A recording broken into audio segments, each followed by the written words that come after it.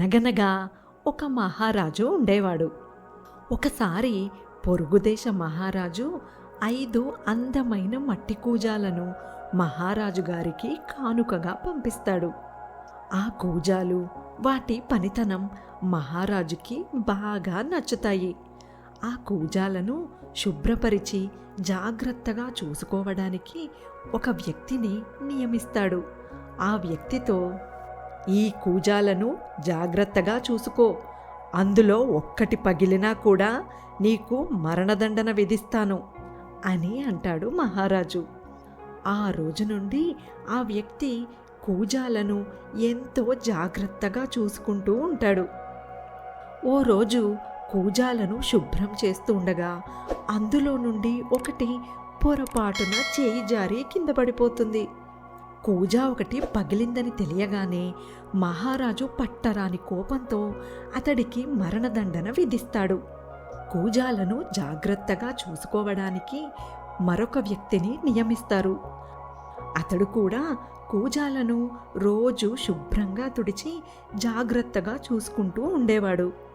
కొంతకాలం గడిచాక పాపం ఆ వ్యక్తి చేతి నుండి కూడా పొరపాటున కూజా జారి పడిపోయి పగిలిపోతుంది. మహారాజు అతడికి కూడా మరణదండన విధిస్తాడు. ఈసారి శివయ్య అనే తెలివైన యువకుడిని కూజాలను చూసుకోవడానికి నియమిస్తారు. "చూడు శివయ్య, ఇంతకు ముందు వారిలా కాకుండా నువ్వైనా కూజాలను జాగ్రత్తగా చూసుకో, లేకపోతే తెలుసు కదా, నీకు కూడా మరణదండన తప్పదు" అని అంటాడు మహారాజు. "చిత్తం ప్రభు, మీ ఆజ్ఞ ప్రకారమే నడుచుకుంటాను" అని అంటాడు శివయ్య. కొంతకాలం అంతా సజావుగానే నడుస్తుంది. ఓ రోజు మహారాజు గారు కూజాలు ఎలా ఉన్నాయో పరిశీలించడానికి వచ్చినప్పుడు శివయ్య చెయ్యి జారి ఒక కూజ పగిలిపోతుంది. అది చూసిన మహారాజు పట్టరాని కోపంతో, "ఈ దుష్టుడికి మరణశిక్ష విధించండి" అని ఆజ్ఞాపిస్తాడు. శివయ్య జరిగిన దానికి మొదట బిత్తరపోయినా వెంటనే తేరుకొని మిగిలిన 2 కూజాలను కూడా పగలగొడతాడు.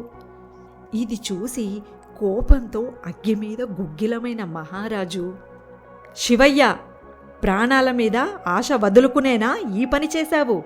ఎంత ధైర్యం ఉంటే నేను అపురూపంగా చూసుకుంటున్న కూజాలు పగలగొడతావు" అని అంటాడు మహారాజు. "మన్నించండి ప్రభు, ఒక్క కూజా పగలగొట్టినా 3 కూజాలు పగలగొట్టినా శిక్ష మరణశిక్ష కంటే పెద్దది ఉండదు కదా.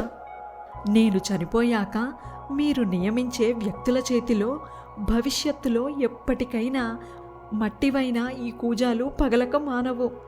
నేను చనిపోవడం ఖాయం కాబట్టి భవిష్యత్తులో ఈ కూజాల వల్ల చనిపోబోయే మరో 2 కాపాడడం కోసం మిగిలిన 2 కూడా నేనే పగలగొట్టాను మహారాజా" అని అంటాడు శివయ్య.